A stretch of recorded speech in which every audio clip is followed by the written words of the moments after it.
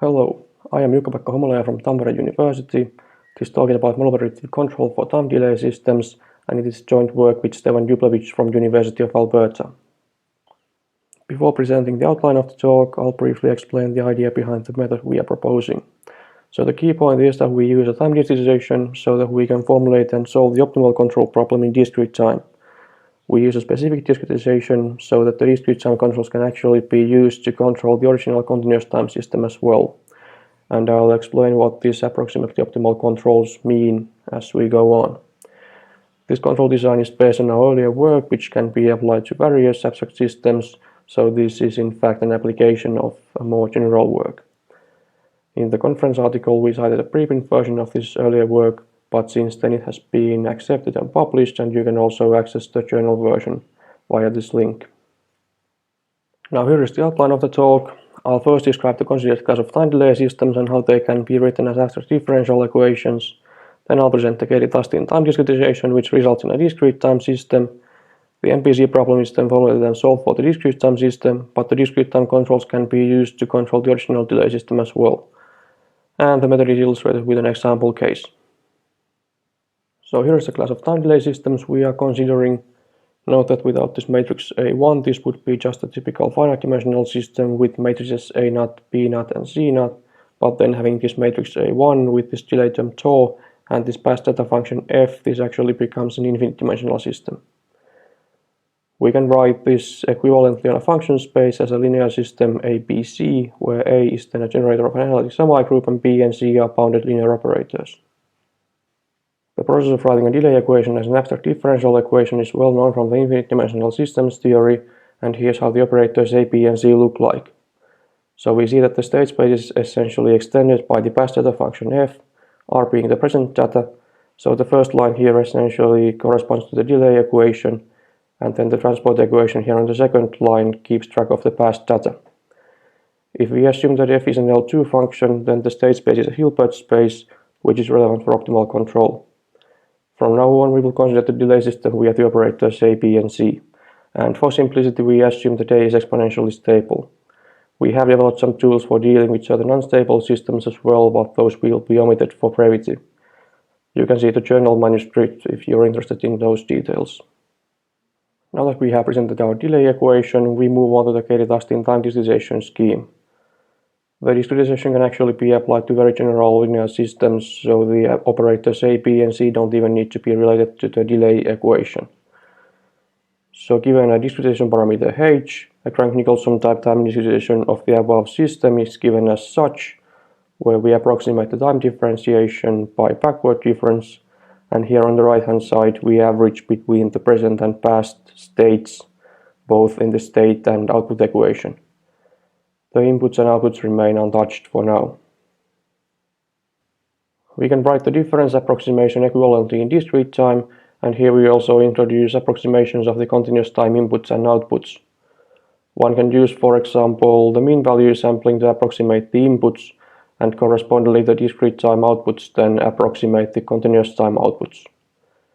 We have a result by Havu and Malinen that when the discretization parameter approaches 0, then the discrete time outputs asymptotically converge to the continuous time outputs. Note that this is only asymptotic convergence, that is, we don't have any specific convergence rate. After some manipulations, the discrete time dynamics can eventually be written as a discrete time linear system as such, where the operators are given as such, and we denote 2 over h by delta. It's interesting to see that even if the original system doesn't have a feed-through term, the discretization does, and it is actually the transfer function of the original system. We also see that all the expressions here involve the resolvent operator, and for delay systems we luckily have the expression for that, so it's easy to compute the discretized operators. Now that we have derived our discrete time system, we can move on to considering the optimal control problem in discrete time. So everything here will be done for the discrete time system, including solving the optimal controls, and due to the Cayley-Tustin discretization, the discrete time controls can then be used to control the original system as well. So our control problem is to minimize this quadratic function of the inputs and the outputs with some positive weights q and r. Of course, the dynamics of the discrete time system have to be satisfied, and we can also impose some box constraints on the inputs and the outputs. Instead of solving the infinite horizon problem at once, we use the receding horizon approach to iteratively solve the problem on a finite prediction horizon. The infinite horizon problem can be cast into a finite horizon one by setting the inputs to 0 beyond the prediction horizon and by adding a penalty term for the outputs beyond the horizon. Since we have assumed that the system is stable, the autonomous outputs will go to 0 so that the output penalty term is actually finite. The stability assumption is not actually necessary here, but sufficient. So here's how the finite horizon objective function looks like. Instead of the infinite sum, we only have the n first terms here, and here we have the penalty term for the outputs beyond the prediction horizon. Recall that the state space is a Hilbert space, and this denotes the corresponding inner product. The operator Q bar here is the positive solution of the discrete Lyapunov equation, or equivalent with the solution of the continuous time Lyapunov equation. This is one of the properties of the Cayley-Tustin discretization that the solutions of the discrete and continuous time Lyapunov equations coincide. Here we are still faced with some technical difficulties, as solving the Lyapunov equation for infinite-dimensional systems is not exactly easy. However, we can get a decent approximation for the solution, for example by computing the extended observability gramian of the delay system, which has been considered in the paper by Sunghi, Nelson and Ulsoy.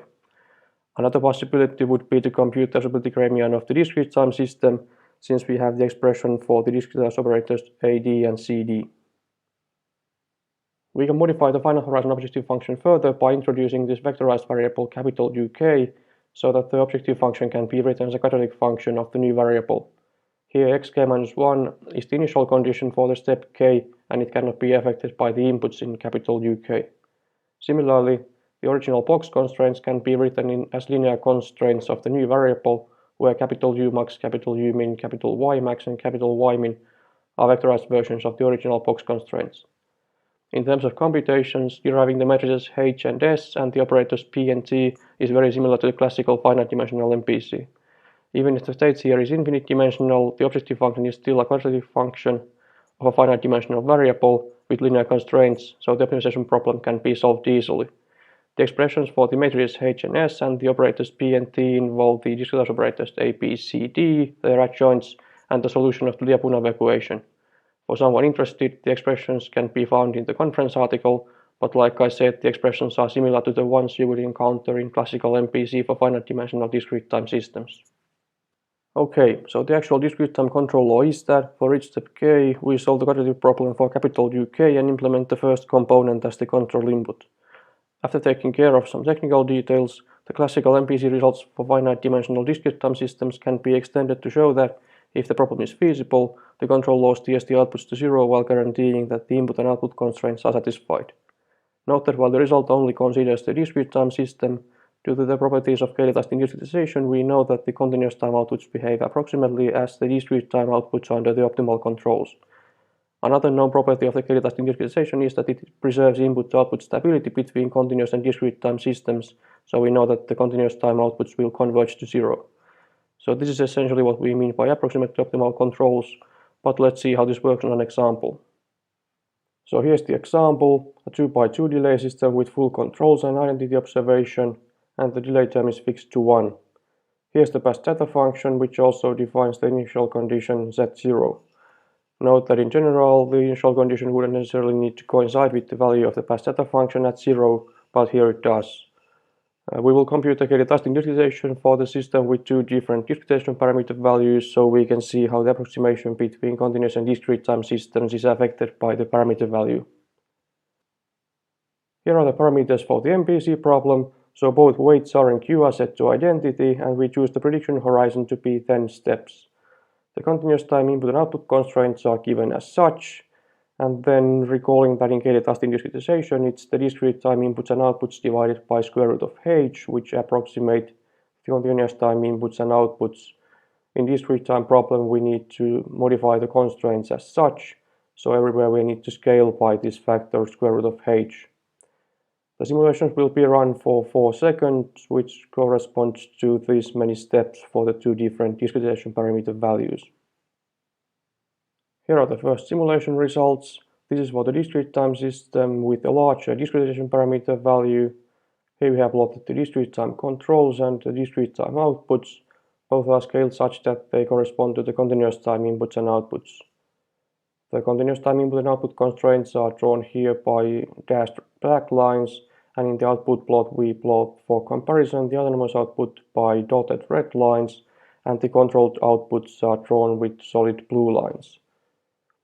In the beginning here we have some control effort which doesn't really show in the output plots, but then here when there's more control effort we see that the controlled output sits nicely here on the lower constraint, while the autonomous output actually violates the constraint. And towards the end of the simulation we see that both the control inputs and the controlled outputs go towards 0, while the autonomous output seems to go towards 0 much slower. This is the corresponding continuous time simulation for the larger discretization parameter value. So we take the discrete time control law from the previous slide and implement the corresponding continuous time control law, which is piecewise constant, and use that to control the original delay system. The continuous time simulation is done using MATLAB's differential delay equation solver. So here's the continuous time output, and here's the approximation error between the continuous time output and the scaled discrete time output. We see that the output plot looks about the same as in the previous slide, but here instead of sitting nicely on the lower constraint as the discrete time output did, the continuous time output actually violates the constraint.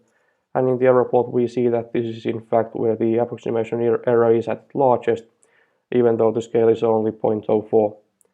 Towards the end of the simulation the approximation error goes to 0, and hence the continuous time outputs go towards 0 as well, while the autonomous output goes towards 0 slower. Now we'll repeat the simulations for the smaller discretization parameter so that we can see how the parameter value affects the results. So as before we have the discrete time inputs here and the discrete time outputs here, both scaled by square root of h so that they correspond to the continuous time inputs and outputs, and we can see that for the most part the results look the same as for the larger discretization parameter value. Especially here in the output here sits nicely on the lower constraint, and then the outputs go asymptotically towards 0. In the input plot there's a bit more going on in this region, which is exactly when the inputs keep the output here on the lower constraint, and this is expected as we now have 4 times more time instances where the inputs are actually computed. But overall the results look pretty similar to the ones we had with the larger discretization parameter value. Here's the corresponding continuous time simulation for the smaller discretization parameter value. So like before we take the discrete time control law from the previous slide and implement the corresponding continuous time control law, which we use to control the original delay system. Like before we have the continuous time output here and the approximation error between the continuous time output and the scaled discrete time output here. Again, the continuous time output behaves approximately as the discrete time output, but instead of sitting nicely here on the lower constraint, the continuous time output actually violates mildly the output constraint. We can see again in the error plot that this is where the approximation error is at its largest, even though the scale is only 0.01 as it previously was 0.04. Note that the Cayley-Tustin discretization still only promises asymptotic convergence, so we shouldn't use these results to deduce any kind of convergence rate. That brings us to the conclusion of this talk. So what we did was that we approximated the delay system by a discrete time system, for which we then solved the optimal control problem. We presented a discrete time control law that provides optimal controls for the discrete time system, and due to the properties of Cayley-Tustin discretization, the discrete time controls are stabilizing also for the original delay system. It should be noted that the discrete time controls are most likely suboptimal for the continuous time system, as the control signal is necessarily piecewise constant instead of some more general L2 function. There's also the challenge that the continuous time outputs follow the discrete time outputs only approximately, which is problematic for satisfying the output constraints. Even if we saw that the approximation error becomes small as the discretization parameter diminishes, it doesn't guarantee that the continuous time output would satisfy the constraints at all times. Basically, one could use stricter constraints in the discrete time problem, which might work as a heuristic solution, even though it doesn't guarantee anything either.